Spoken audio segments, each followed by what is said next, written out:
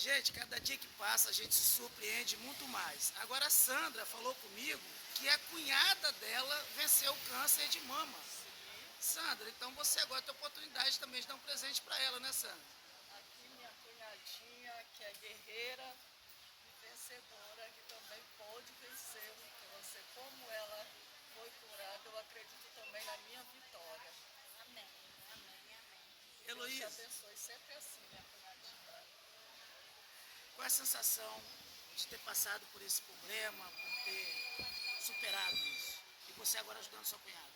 A sensação é de que eu venci e tenho certeza que ela vai vencer e todos que estão aqui, se tiver fé, a fé que eu tive vai vencer.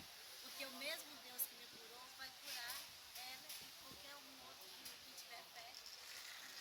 A gente tem que permanecer na fé, não pode perder a fé, né? Obrigado. Nossa, que agradecemos, viu? Amém. Pode?